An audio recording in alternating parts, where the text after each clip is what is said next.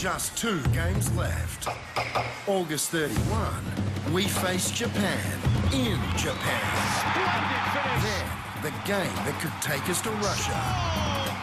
September 5, we take on Thailand live from Melbourne. Our final World Cup qualifiers, live on Fox Sports. With our jails full, is it time to reform criminal sentencing? The nation's verdict Friday. This program brought to you by the 7-seat Kia Sorrento SUV. It's made for Australia. There's another Nationals MP with a Scottish parent. Controversial drug testing trial. You shouldn't be able to use welfare to pay for drugs. The government's newest conspiracy that I'm a secret English agent. Major headache for Commonwealth Bank, the largest shareholder class action this nation has ever seen. Delivering unrivaled live coverage. This is Sky News Live, Australia's news channel.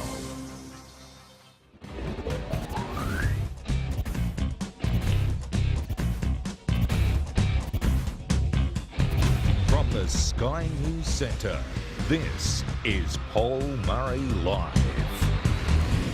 G'day, good evening, and welcome to the most fired up 2 hours on telly. Fired up because nobody holds back, no fences, no splinters in anyone's bum here. It is all about what we think and what you think as well. So if you want to tell us what you're into this evening, the hashtag PM Live, email pmlive@skynews.com.au. Senator David Leyonhjelm of the Liberal Democrats joins us in a moment or two's time. I love this bloke for a lot of reasons, but in cigars we are united, and he will forever be welcome on this program for that reason alone. But he's so much common sense and anti-nanny state. We'll have a chat with him in a couple of minutes' time, along with some other great guests. Also in overtime this evening, we're going to have a chat to Senator Malcolm Roberts, because the case that he has placed before the High Court today has one little detail that was missing from our conversation a few weeks ago about the timeline regarding his potential dual citizenship. We'll have a chat to him at the top of the hour and find out, well, what's changed.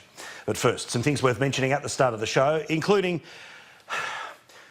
this week, of course, has gone from the banning of Australia Day to the changing of statues to now, well, we thought peak stupid was yesterday when ESPN decided to pull away from commentary duties of a college football game a guy with the same name as Edward Lee, the Confederate General. The Edward Lee, of course, who's the football commentator, is an Asian American man. But for some reason, just in case, that guy was pulled to one side.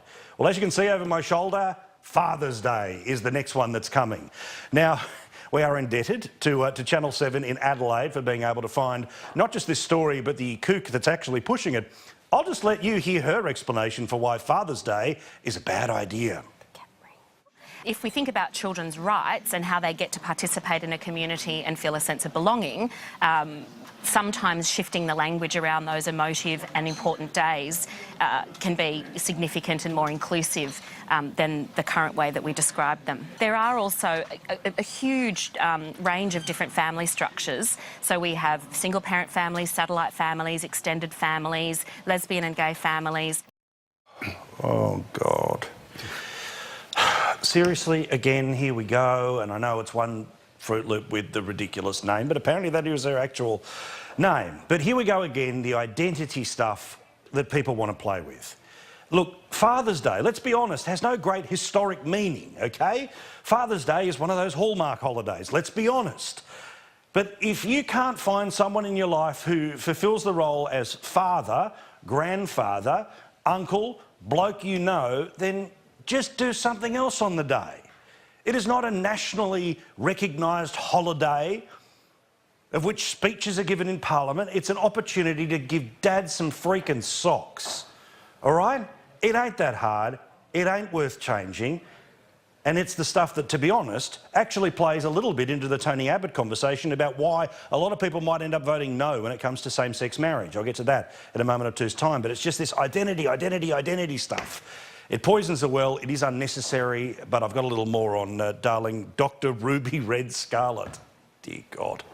All right, also worth mentioning. Now, remember this time last week we were talking about how Pauline Hanson stood up in the Senate. She was wearing a burqa and, oh, didn't establishment Canberra go a little bit cray-cray.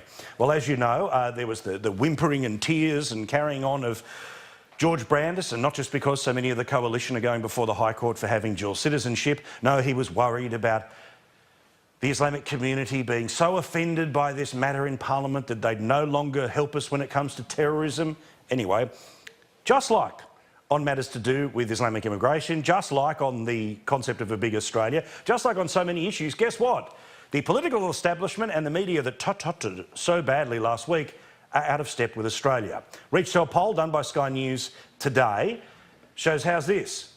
57% of people either support or strongly support the burqa being banned in public places. Undecided, opposed and strongly opposed, well, whatever. Strongly support, 44%. 13% with support. It's up and over the top. But see, this is a classic example of how polls can be used and misused. But don't you love that one of the reasons why there is a debate in Victoria about euthanasia is because the polls say the majority of people want it. The reason the conversation about same-sex marriage has been as relentless as it has is because the majority of people want it in the polls. When will Canberra understand, and when will the politicians and the media in around that little ecosystem understand that they live in a representative democracy? It doesn't mean automatically because you get 50% of people agreeing with you on one thing it has to happen.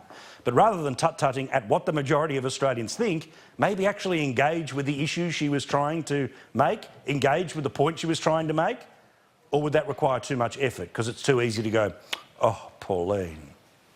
Also, you have 3 hours to go to enrol for the same-sex marriage plebiscite. As you know, on this program, we do same-sex minutes to try to condense the debate into 60 seconds each and every night. There will be times between now and when the votes actually take place that we'll have bigger things and hopefully we'll have a full-on yes versus no debate.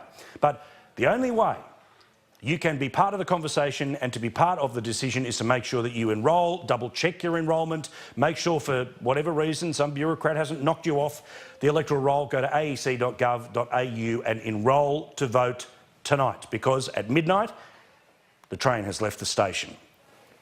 And finally, a bloke has been kicked in the head at an AFL fixture in Ipswich in Queensland. The person responsible has now been, have a look at this.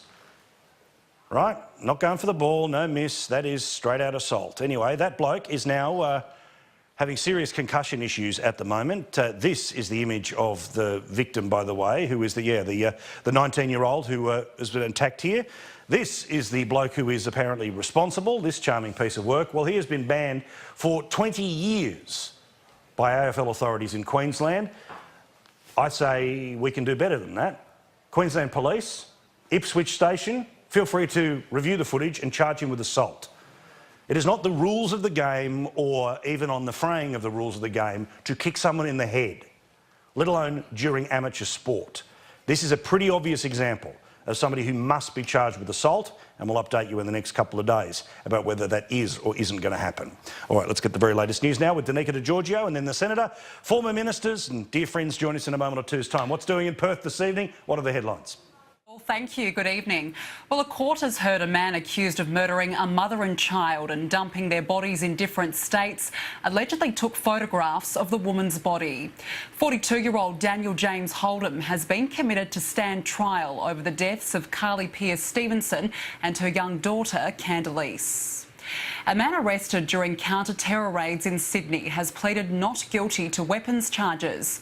Khaled Murhi was charged after a homemade taser was allegedly found during raids that foiled an alleged plot to blow up an aircraft.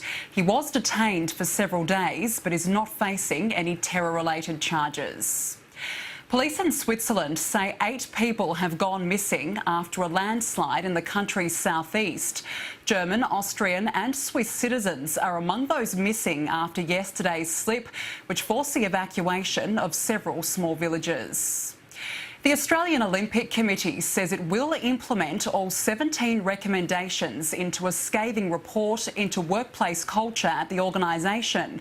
The review was commissioned after several staffers made claims of workplace bullying during a messy scandal that saw long-term boss John Coates unsuccessfully challenged for the presidency. And a New South Wales teacher has been sacked after it was discovered he was teaching HSC students the wrong mathematics course. Students at Coonamble High School in the state's Central West have been left with only 8 weeks to learn the proper course following the blunder.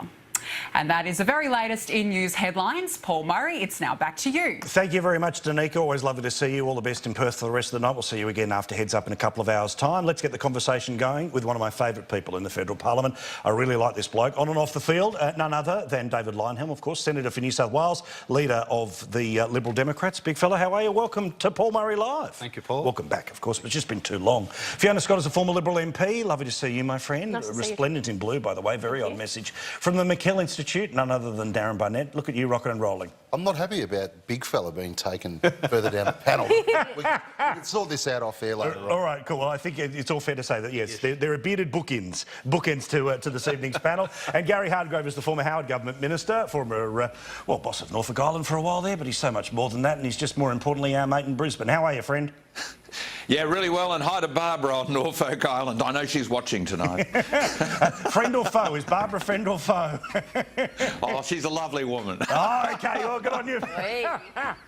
Hello, Barbara. If that helps or hurts, I don't know. Now, look, I know there's more important stuff to talk about. At the end of we should have a code name for her. At the end of a week that has been obsessed about identity and all other stuff, can we once again, some Sheila called Dr. Red Ruby Scarlett, who describes herself as an artist, an early childhood teacher, an academic and an activist, has been working in early childhood for more than 25 years, says no to Father's Day.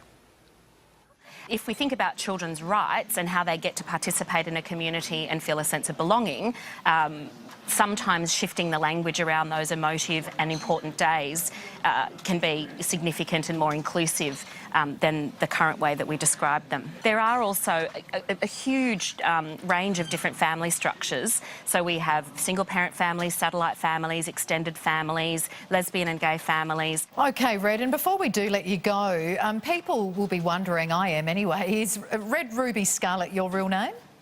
Yes, it is. Oh, Dr. Scarlett, thank you very much for your time. Thank you very much. Yes, it is. Oh, dear God. I don't know where the doctorate comes from, but we'll talk about that a little bit later. Senator, there are more important things in the world, but in a week where identity, be it about the National Day, be it about the historic statues, and now be it about Hallmark holidays, you've campaigned against the nanny state for a long time, but that's actual regulation. This stuff is sort of thought control, isn't it? Yeah, it is. And us politicians are always getting accused of having vested interests. I reckon she probably has a share in a sperm bank. Well, we'll wait and see. We'll wait and see. Fiona, I mean, again, look, I think we're all going to be on a unity ticket here about how absurd this is. But at the end of a week of identity, I mean, this is exhausting. Look, I think there's a challenge with the feminist movement where they think equality is taking rights away from men, and I think that's wrong. Equality is about everyone being equal, and I think that's what's important here. She hasn't said it about Mother's Day, she said it about Father's Day, and I think that's wrong. I mean, one of my experiences talking to many men has been the challenges of men who have custody issues, not being able to get that equality of seeing their children, and denying children both a mother and a father, male and female influences. I think it's damaging to the child. And then to say, oh, just Special Persons Day, you know, I think it actually takes away the rights of the parents as well as the rights of the child to have both parents in their life. And this sort of left-wing feminist thinking is dangerous. And you want to talk about reds under the bed. Well, that's a red that's right on top of the bed, and she's damn scary. Well, she's triple red, isn't she? She's ruby, she's red, she's scarlet. She's as red as you can be. She's making it as clear as possible about where she's coming from here. I mean, Gary, look again, you know, there is the wider issue, and maybe let's get into all of that now about identity. How have you viewed this week about the arguing about inscriptions on statues, the existence of statues over there on Channel 2? They're talking about the lack of female statues because it's men who've written history, Australia Day and all the rest of it here. This is wearying for people, but I don't know whether that's not a deliberate political tactic too from those who do fundamentally want to change the way things are, which is just eventually badger us until we go, whatever. Yeah, I'm with you on that. Look, that Red Ruby Scarlett, she's a very special person, isn't she? She's a special person. But that reads fine in the transcript, that's fine. At the end of it, Paul, you know, if you're confident about who you are, you're not going to be offended by others. The Australian story began 40, 50,000 years ago when a whole bunch of people came here for the first time, apparently, so the story goes, over the land bridges, took control of this land and cared for it and became completely indentured with it. We all know that. We acknowledge it. We also know that first Australians, Aboriginal, Torres Strait Islander people are in the worst possible position from a health and education point of view, and frankly, we've just got to do more about that. I say this all the time, and I say this on this show, and I say it to other people. But Paul, at the end of it, the reality is history is as history was, and you know, being part sort of Dutch-Irish, I mean, I'm very convinced that the Dutch came here 400 years ago. I mean, heavens above, do they want to? They've got statues. Should we be rewriting those things?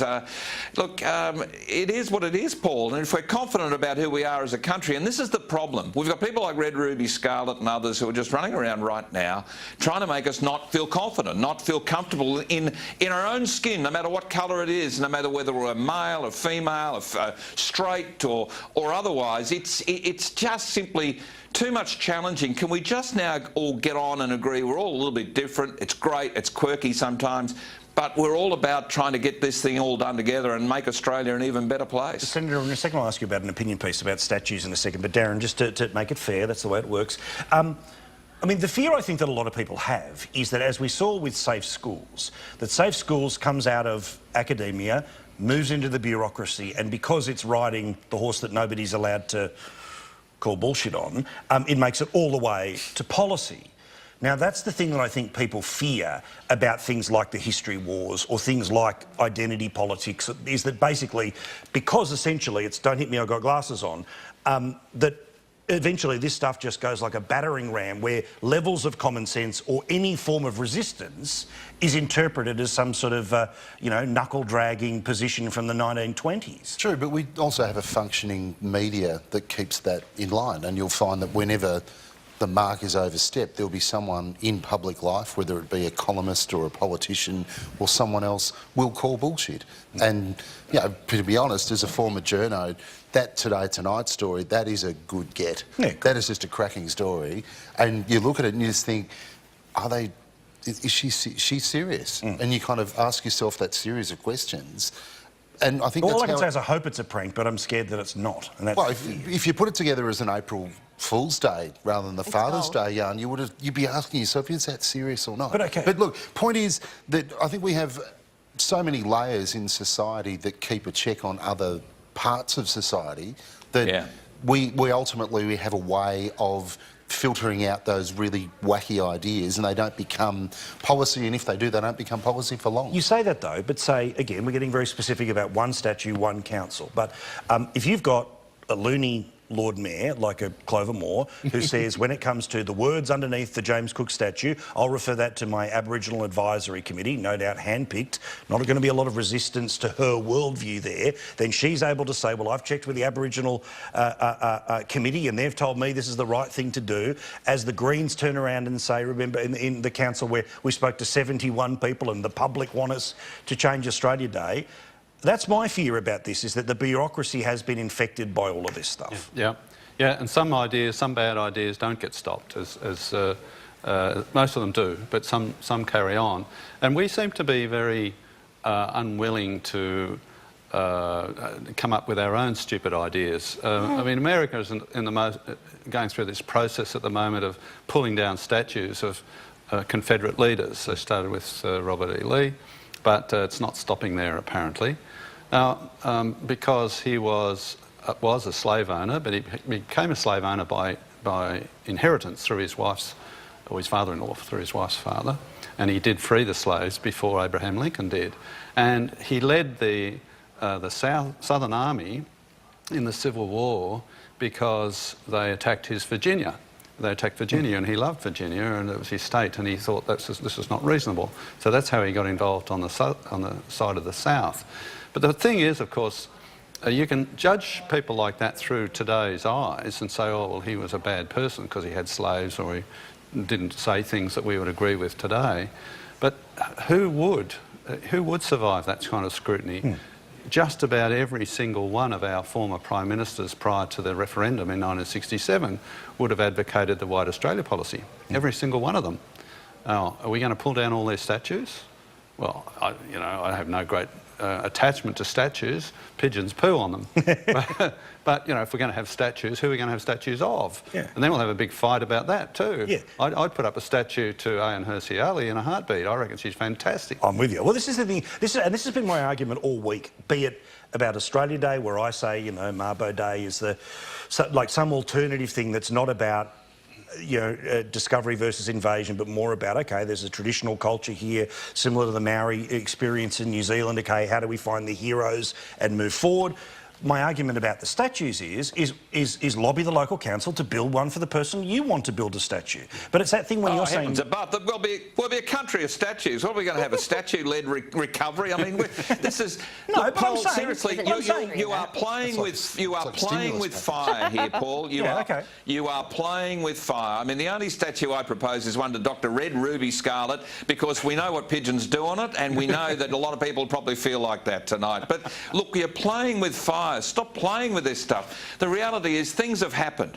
Things have happened in the past, and it's important that we're having this discussion, but if we're confident about who we are as a country, we're not going to ignore our history, we're going to learn from it, for heaven's sakes. Let's just move on, folks. I agree with you, and I understand the frustration, Gary, but my issue is that I don't know that the people that actually are the ones guarding the system are as proud of it as you talk about. I think that I think there's endless conversations that are about a compromised view of our history, or wanting to somehow overcorrect for their lack of education when they went to school in the 70s and 80s, and that's why I think this stuff runs as hard as it does. I mean, remember, this isn't just an opinion piece from Stan Grant that came and went in a day. This goes to the Lord Mayor's office, and the Lord Mayor wants to change the damn statue. But she wants to change everything. She probably changed the curtains when she moved in. She wants to change City Hall. She wants to. But there's no one's going to want to change everything. But my point is that it becomes, once you make the update, then to go back to its original form is considered some sort of retrograde step of which you're not allowed to go to. Who made Clover Moore King of Australia? Seriously, who made her the boss? She's just the mayor of a couple of square kilometres in the middle of the city. That's all she is. Get her into some sort of perspective. I think, Paul, the challenge I see in a lot of this is that it's almost like there's a group of people that want to rewrite Australian history to be of one perspective. There are multiple perspectives in Australian history. I go back to my early ancestors who came out on the Second Fleet.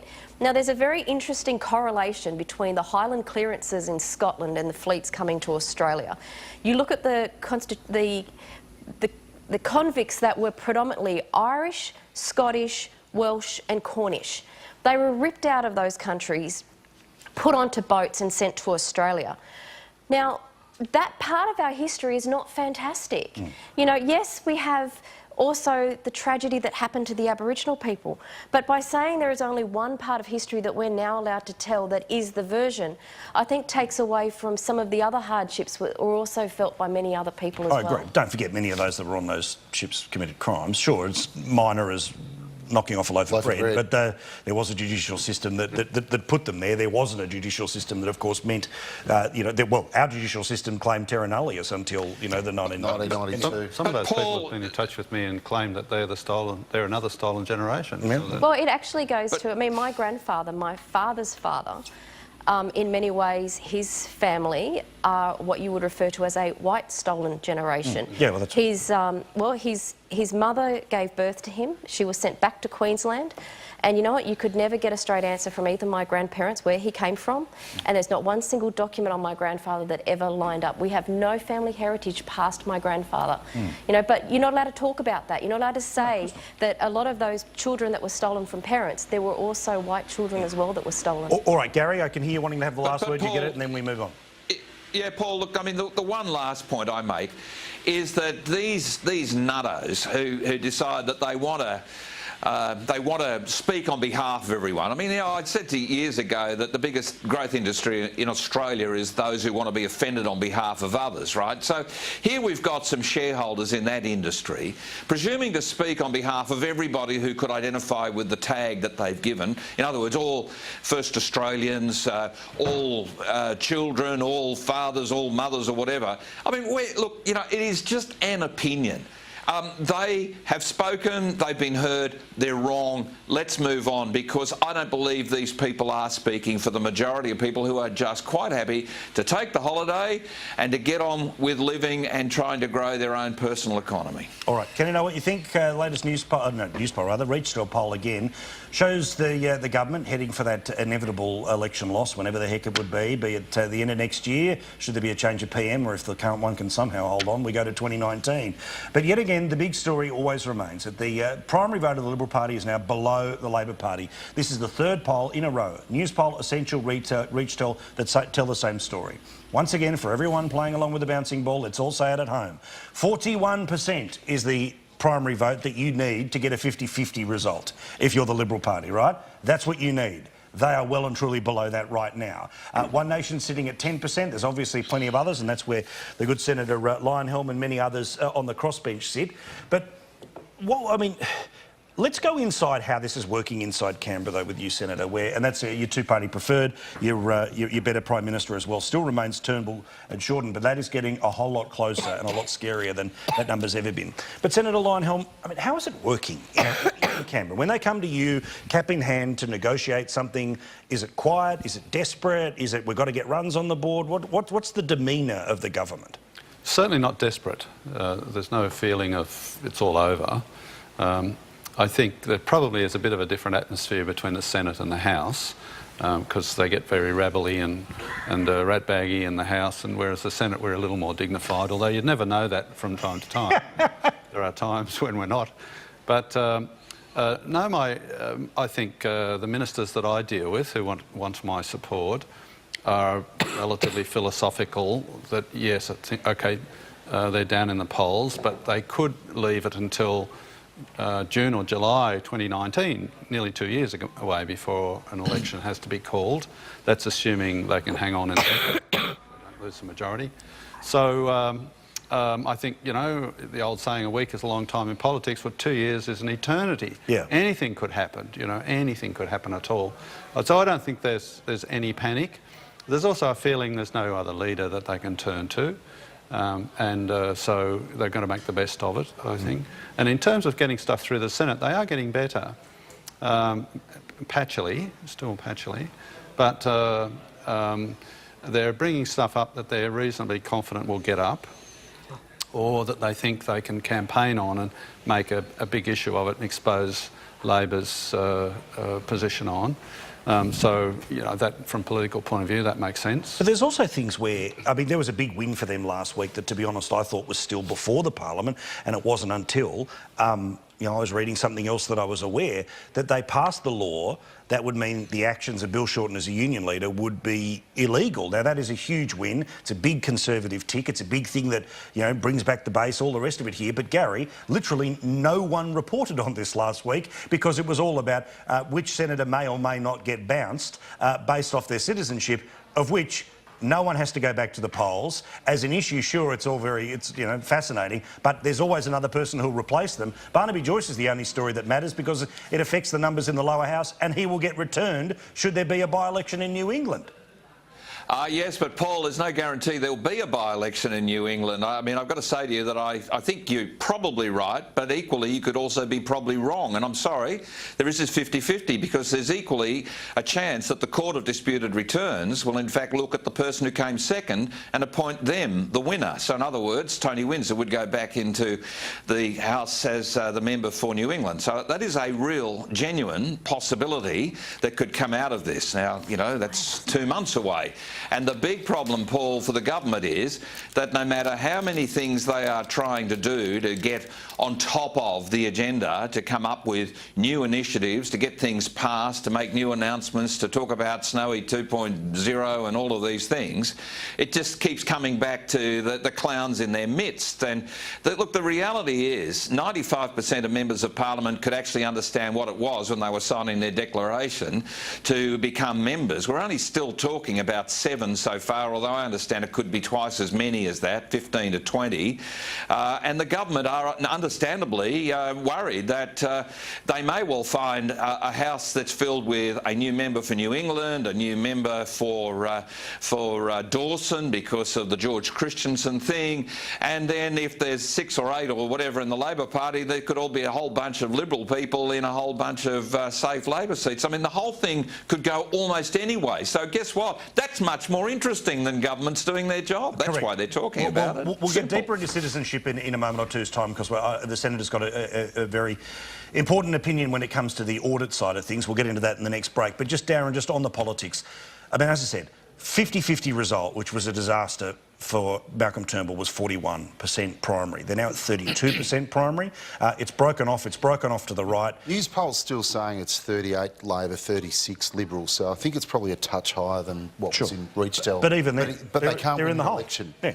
And what you're saying is absolutely true, and we suffered this during the Gillard years, that you might have a good policy, what you thought was a good policy announcement, but that white noise of illegitimate parliament, of Craig Thompson's vote, of all of these things just continually provided so much atmospherics that the gallery would report it, Talkback would talk about it, people would talk about it. And I think you'll find that for Turnbull at the moment, it's a mixture of citizenship, but also the same-sex marriage plebiscite, I think, is taking up a lot of the kind of airspace. And so government announcements, for example, Scott Morrison tried to make a big announcement about the Medicare levy increase. He was close to getting crossbench support. It lasted half a day. So I think they're in a hole, and that hole will continue until the High Court resolves the Court of Disputed Returns and the same-sex marriage plebiscite is completed. All right, take a quick break. We'll talk a bit more citizenship, but there's other stuff to get to, including the government has decided to go very hard on Bill Shorten, and I say they aren't kicking hard enough. More in a second.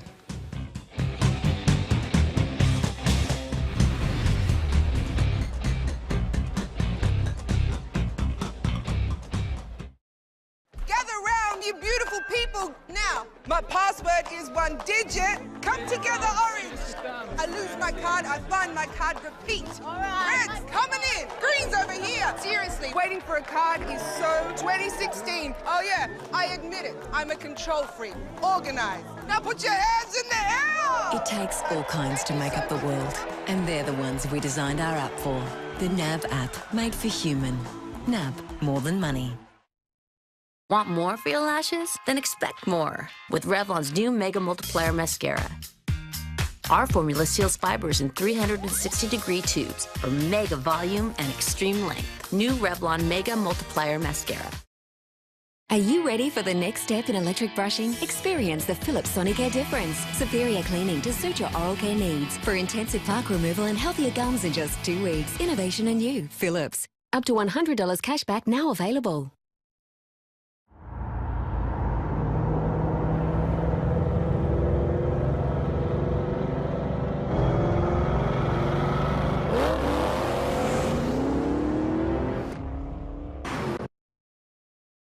Australia, who guarantees authorised repairs for life through their partner repairer network? We do. Coles Car Insurance. And we can help you save too. I saved $386. See what we can do for you. With a little red quote.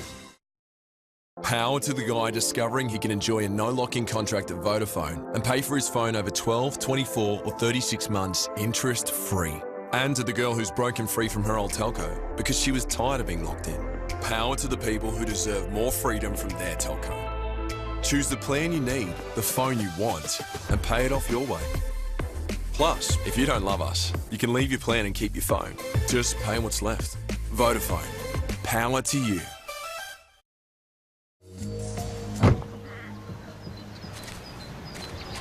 My favourite. Well, let me pay. It's on the side. Oh. Yeah, plugged in.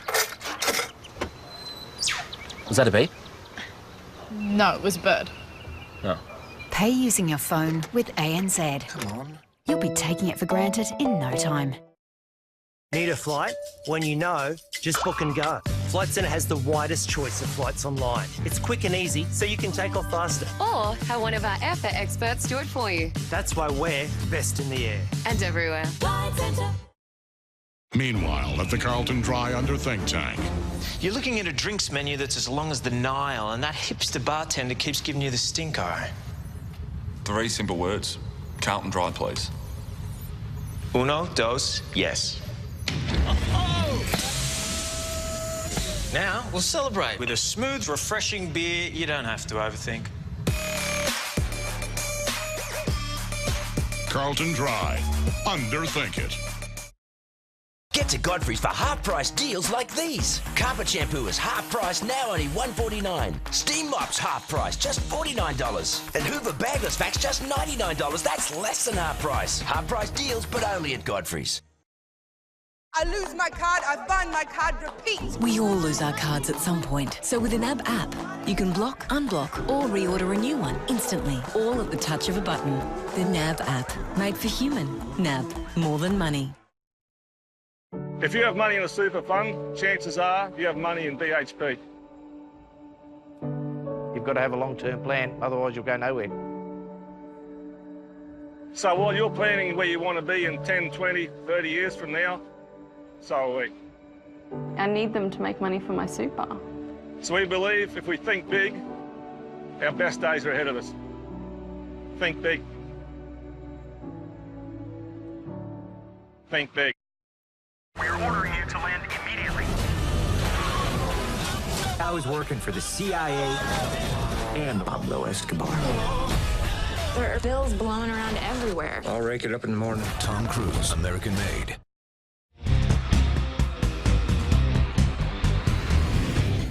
Thank you so much for watching, wherever you happen to be. So much going on in our studio, so much happening in Brisbane as well. Apparently you were projecting too much in the previous break. You cannot project loud enough, Gary. Well, look, you know, I was in the House of Reps, and according to Senator Leyonhjelm, it's a bit more robust than the Senate. I mean, I often thought that the Senate was proof of life after death in a lot of ways. That's a bit hard. Gary Hardgrave, of course, former Howard Government Minister for the McKell Institute, is Darren Barnett. Former Liberal MP, Sky News contributor Fiona Scott, and New South Wales Senator representing the Liberal Democrats and so much more. Common sense man, vote for him any chance you get, is our mate David Leyonhjelm. Now, just quickly, we have tried to condense the same-sex marriage debate into 60 seconds each and every night because we know how wearisome all of this is. So can we start tonight's same-sex marriage minute, all you need to know? Enrol to vote. That's the same-sex marriage minute. Finished? Stop? Can we stop the clock? 53 seconds. Excellent. Good. aec.gov.au. But I will just ask, though, Senator Leyonhjelm, you know, you're a details guy, right? And it's one of the most fascinating things about always talking to you is that you can always find the details somebody else has forgotten. Now, you have presented bills for same-sex marriage. You've argued for it. It's all very clear what your position is here. But it is amazing how the government is not really putting any meat on the bone about how people would be able to object to a same-sex couple if they wanted to with their business, or how will the Racial Discrimination or the Discrimination Act be absolutely clear and ironclad that two people can't force a priest to marry them. And these are all the things that the No case are using to help get No over the line. Absolutely correct. Absolutely correct. I think the government's making a mistake in not telling us what kind of same-sex marriage would we get. I will vote yes, just because I have sympathy for the people who actually want to get married, the couples who want to get married. They're the only people I give a stuff about, to be quite frank. I'm with you. But I think it won't get as strong a vote as it could get, because there are conservative people who are saying, well, what about the cake baker, the florist, you know, the owner of a venue, who says, well, look, you know, same-sex marriage is dead against my beliefs. I don't want to have a bar of it. Then they find themselves in trouble with the Sex Discrimination Act. Now the issue isn't just about religion, though, and that's a mistake that I think the gay liberal lobby, you know, Tim Wilson and Dean Smith and the others who put up their own bill, they had a big carve out for religion, but they over-egged it. And the other thing is, it's not just a religious thing. Traditional Aboriginals, for example, don't believe in same-sex marriage. They had a bark petition. and they put copies of it all around Parliament House. I've got one in my office in Canberra. Now, let's suppose a same-sex couple wanted to get married on traditional Aboriginal land. You need permission to go onto Aboriginal land. And so they applied for permission, and the Aborigines traditional owner said, no, same-sex marriage is against our culture, we're not going to let you on. Now, they could be dragged up before the sex discrimination charges. Who would want that? Now, you know, typically we would be really cynical and say, well, no Aborigine would get charged under that Sex Discrimination Act. But technically they could, and I think we need to know, is that sort of liability going to exist? Because if the plebiscite passes and we end up with same-sex marriage being legalised. Yeah, see, because the assumption would be, OK, the safeguard in all of this is that there will be a parliamentary debate, people like yourself will be able to amend the legislation to clarify all of these issues. But the reality too is that because everyone's going to want it to be over sooner rather than later, this is going to have a very fast passage through Parliament here. So do you feel that you can feel that the next stage of this is going to be that detailed debate, but do you think it's going to play out with any, you know, time or depth? What I'm worried about is that the plebiscite might fail, because people who are worried about this issue, worried about the fact, well, can I dissent? Can I have a different view? And there's not much tolerance going on in this debate, I have to say. I would add one more group to that, David, and that's that I likewise will vote yes. But I think it also extends to other people working within religious organisations like schools and hospitals and things like that. So if you have school teachers that all of a sudden can't necessarily teach the doctrine of whatever religion it may be or whatever culture it may be, I think there's also issues there. So, I mean, I think it needs to happen, but at the same token, there has to be religious freedoms that are built into the Act, that none of these people who have their faith are then going to be pulled before the sex discrimination. Well, but it's that thing too, where, as you say, it's on top of that. It's not just about the specificity of religion. It's about, you know, the individual's right to say yes or no to whatever they want. But, I mean, I just think it's sort of bad practice, bad business practice to say no to somebody who wants to buy a cake from you. But I understand, you know, why you might want to. I agree. I don't think it would be smart if you had a cake shop.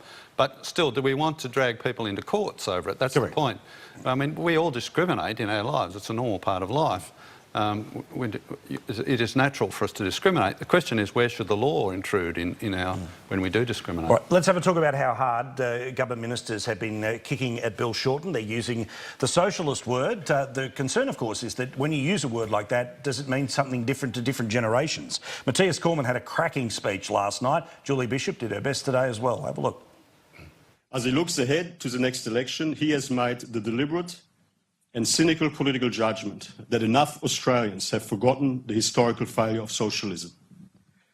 The Berlin Wall came down 28 years ago, which means roughly 18% of Australians enrolled to vote were born after the fall of the Berlin Wall and the failure of a system of government that destroyed the economies of Eastern Europe. Bill Shorten now believes the politics of envy will work for him politically, if not economically. I've never known such a left-leaning Labor leader. He is most certainly a dangerous politician in that his economic policies, such as we've seen, would take Australia back decades. Now, Gary, this would be music to your ears as a long-term Liberal, as a bloke who you know, would no doubt think many of those same things. But that word socialism, I mean, we talk about it a lot on this show. Obviously, anyone watching a channel like this is aware of what it means. But when you look at the United States and a Bernie Sanders or, you know, even you know, other generations of people, is it as big a punch as some people might think that it is to call someone a socialist?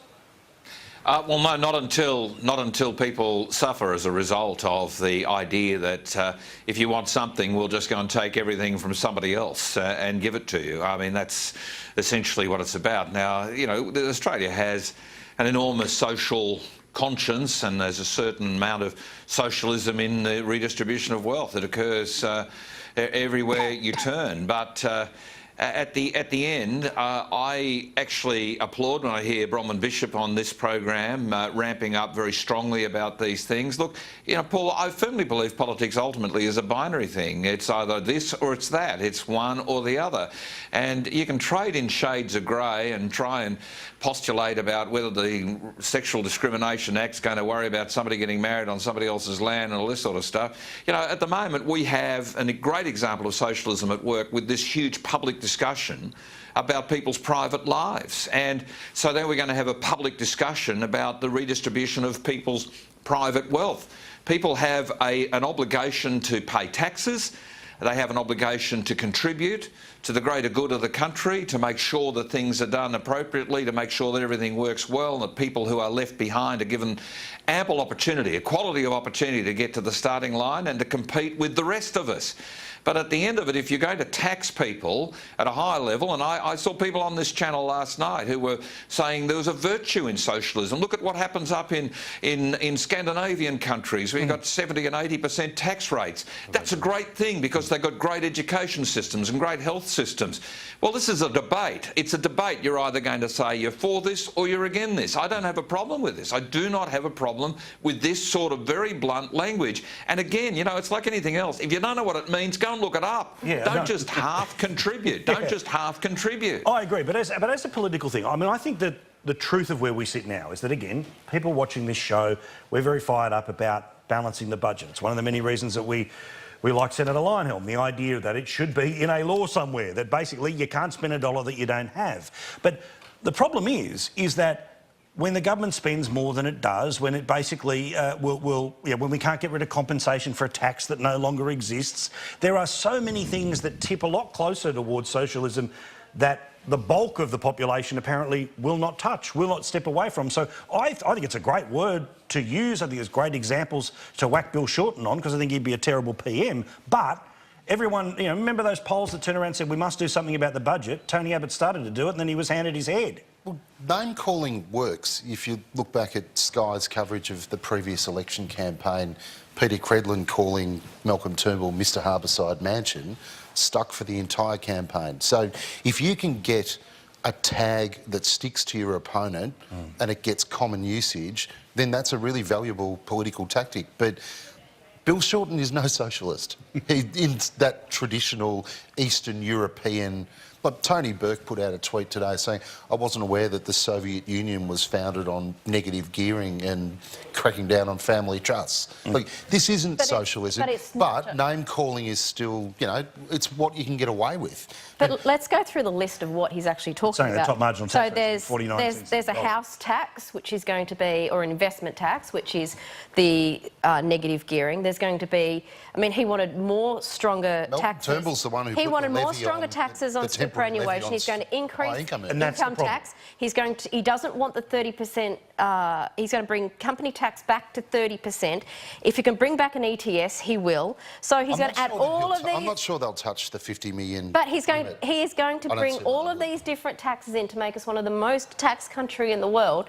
And then he's backed in by all these crazy left-wing nut jobs that want to do things like ban Father's Day. In Queensland, they want to kill Christmas cards. I mean, seriously, when you look at the left-wing... those people vote for the Greens put their preferences to the Labor. At the end of the day, Labor is not sitting on 41 primary vote. They have to get the preferences from the Greens, and that's how they get in. That's why I'm very happy with the 37,000 people who've enrolled due to the same-sex marriage plebiscite and the 400,000 people who've updated their details. I think you'll find a lot of those votes are going to come our way. All right, I've got to take a break here. It's a big question to fit into a minute here. But, Senator, when you hear one side call the other side a socialist or capitalist, whatever, you said there is a bloke who says, can we just balance the damn budget here?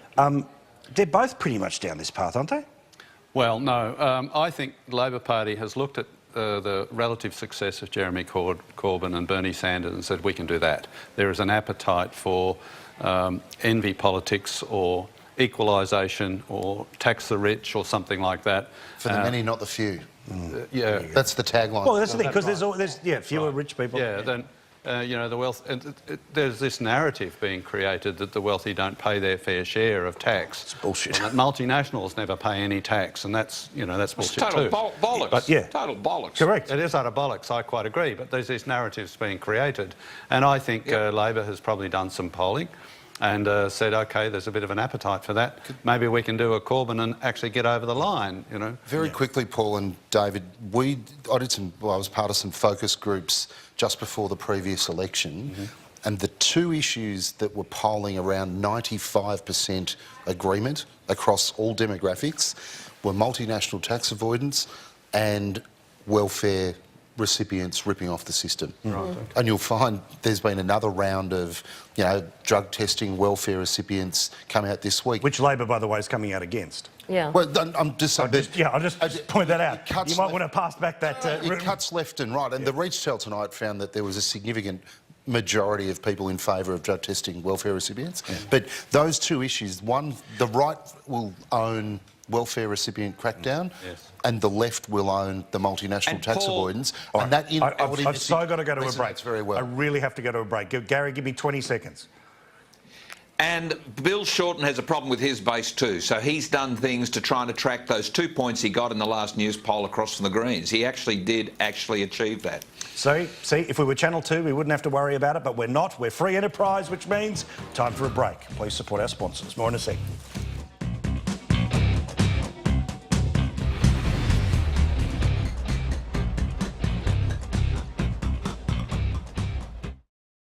Kia Sorento is tuned for Australian conditions. It's been tested on the harshest of roads, from inner city to outback, so that ride and handling is second to none.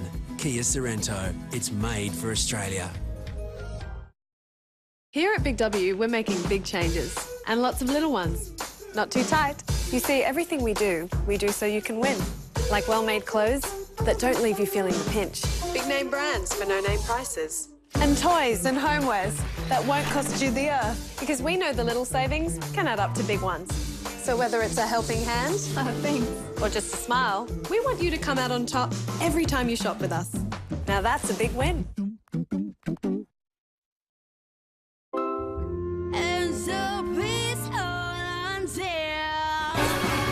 Time to make today a little sweeter. Come on, it's candy time. Play Candy Crush Saga now. Same hotel, same price? Oh, no. There are so many different prices out there all over the internet. And Trivago instantly compares them all to find your ideal hotel for the best price. Hotel Trivago.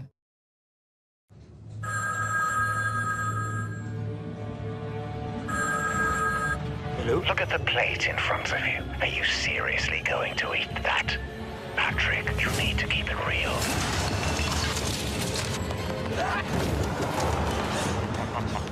Congratulations, Patrick. You made it. Can I get a Whopper Baconator, please? The burgers are better at Hungry Jack's.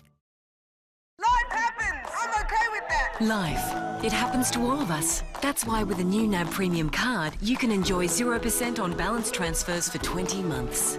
NAB Premium card, made for human. NAB, more than money. Power to the guy discovering he can enjoy a no-lock-in contract at Vodafone and pay for his phone over 12, 24 or 36 months interest-free. And to the girl who's broken free from her old telco because she was tired of being locked in. Power to the people who deserve more freedom from their telco. Choose the plan you need, the phone you want, and pay it off your way. Plus, if you don't love us, you can leave your plan and keep your phone. Just pay what's left. Vodafone. Power to you. At Best and Less, our baby rompers are guaranteed to last, guaranteed to be soft and comfy, and guaranteed to keep their shape. Now for the new everyday low price of just $8. That's why we're called Best and Less. Australia, who helps customers save on car insurance? We do. Coles Car Insurance. I saved $121. I saved $386. Better spent on your monthly bills. I saved $344 and I got cover for $1.30 per day. And who gives you the backing of Australia's largest insurance group with over 160 years of experience? We do. They do. See what Coles Car Insurance can do for you. With a little red quote. are flowing out like endless rain into a paper cup. They slither while they pass, they slip away across the universe. Triangle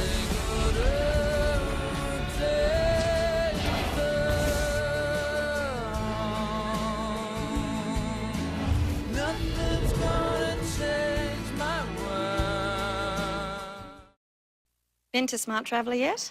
Mum, you know I don't like to plan. What if something happens and I can't afford to bail you out? Be informed, be prepared. Go to smarttraveller.gov.au.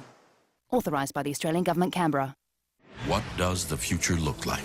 Science fiction is the roadmap for where we're heading. A virtual reality where aging is dead. What if you could live forever? Where AI live with us. Machines will get some kinds of rights. And within us. The dangers of trying to go where God intended us not to go. Can you see the future? You're about to. Lawrence Fishburne narrates the new series Year Million. Starts Monday, September 4 on National Geographic.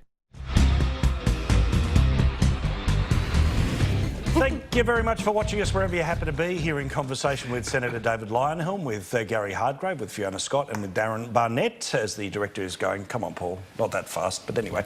Let's get into some other things here, including, look, as we all know, Hillary Clinton is still on the sook, and she is about to release a book, How Dr. Seuss of Me, but anyway, and it was released, the audio version of it was released to a breakfast TV show in the United States that hates Donald Trump, all very hysterical. Anyway, two bits I want to show you here. The first grab of her is a very sort of generic thing about the campaign, and then she's trying to pretend that the guy who previously talked about grabbing women on the pussy was breathing down her neck, you know, like she was sort of being abused as well. This Sheila's nuts. But anyway, here's how it's reported in the US. No matter where I walked, he followed me closely, staring at me, making faces. It was the second presidential debate, and in Hillary Clinton's telling of the story, Donald Trump loomed behind her, breathing down her neck. My skin crawled. It was one of those moments where you wish you could hit pause and ask everyone watching, well, what would you do? Do you stay calm, keep smiling, and carry on as if he weren't repeatedly invading your space? Or do you turn, look him in the eye, and say loudly and clearly, back up, you creep, get away from me? Clinton has second thoughts about not choosing option B. Maybe I have overlearned the lesson of staying calm, biting my tongue, digging my fingernails into a clenched fist, smiling all the while. The full excerpts is all about that, you know, throughout her career, many men have done this to her, blah, blah, blah, blah, blah. Thank you for reminding us, Hillary, why you are not President of the United States. The sort of robotic, blaming everyone else. You know, why didn't you campaign in Wisconsin? Well, you had everyone. You had the money, you had the media, but you didn't go and put the time in with the places you took for granted that you thought were going to win. But also, what is really instructive that nobody seems to have noticed out of that conversation about it was a real pause moment and I was going to ask everyone, what would you do? Well, you get no do-overs in life. What she did was not call him out. What she did was not have a go, not swing at him, because she was in front of the polls, she had the media, she thought the whole thing was going to happen. It also came at the time when, you know, the former Clinton accusers were sitting in the front row, all the rest of it here. But look, it's two excerpts from a book that will no doubt be dripping in revisionism. But Darren, this idea about he's a creep and he was stalking me on stage, I always think that that particular thing has been so grossly overblown. TV sets look bigger on television than they are in reality, and he was not breathing down her neck. I've got no doubt that if she thought there was a political advantage in calling him out, she would have called him out. Correct. And I think she is such a calculated politician, and most top-line politicians are. I'm not isolating her for that character trait, but I think she's smart enough where if she could have made it about him, she would have, but she considered that it wasn't worth giving him that oxygen because he would have campaigned on her response. So, but also, I mean, but the idea that he was breathing down her neck, look, that's just. But then everyone's running this, and then you know, I wish I remembered to show you the clip. Then the conversation after they showed it was, oh, you know, there are many women that have been in these situations. Like, come on, like. You can't be one and the other. You can't be the Democratic nominee for president, and also be a victim at the same time. If you thought you could knock this bloke's lights out, you would have done it, right? Yeah. She has a strange idea of what happened in the past. She has a history of not getting it right, quite frankly. Do you remember the Sarajevo thing? Oh, we were ducking bullets. I remember we were ducking bullets. There were no bullets to be found there. It was all made up. It was all a load of garbage. So I think she, rewrites history in her head and then believes it's the truth. Yeah, correct. And, I think at the very least, if Trump's a creep, she's equally creepy. Yeah. But you know the other thing in it, how many debates did she have, Paul, with him? How many debates? Three. 3 debates. So they weren't back-to-back with no ad breaks, were they? They didn't go one debate straight to the next. No. So surely there is what you would call a pause where debate tactics could be discussed with one's campaign team, whereby she could ask their opinion. Oh, what do I do in this situation? How do I manage that? He's creeping me out. So it's not like there is not a mechanism for her to have had that conversation and said, you know what, he creeped me out in the first one. Is that the right way to look at it? Let's look at the replay.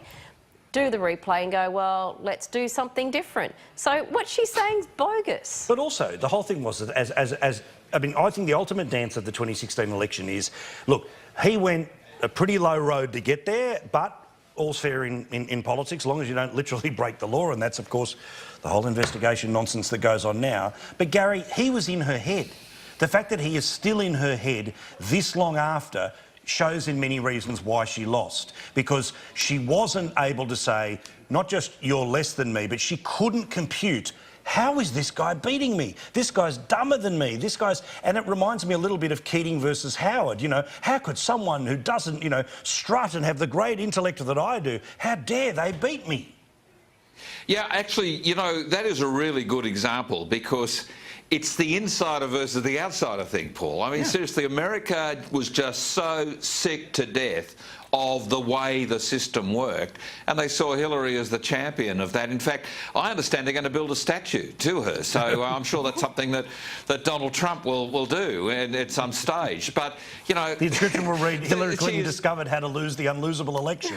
Well, exactly right, and so it'll be the relevance deprivation insider statue. It'll be somewhere. I think there's an R and an S in there somewhere. Anyway. All right, a couple of other quick things before we finish up here. And Senator, I just want to get your views, and everyone's actually.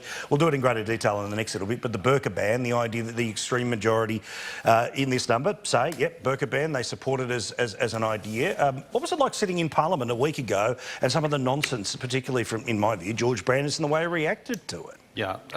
I actually hadn't had any lunch up till 2 o'clock, and 2 o'clock is when question time starts. So I was out of the chamber. I'd been back in my office watching on the closed circuit when the burqa thing came on, and I particularly watched George's speech. He was quite emotional, as we all know. But there's an important point that's been missed from what George said. He was criticising Pauline Hanson for wearing a burqa, saying if that offends Muslims, they won't cooperate and help us out the terrorists. Now, if that's useful information, then maybe he could have told us on the crossbench. We don't get told any of that stuff. This is extraordinary. I've met the head of ASIO once, I think, since I've been a senator. I've met a couple of AFP people who came to try to talk me into voting for a bill, and that's about it. If it is the view of the intelligence community that we have to suck up to the Muslims in Western Sydney or wherever it is in order for them to out the terrorists or the people who they think might be terrorists, maybe it'd be a good idea to tell us about it.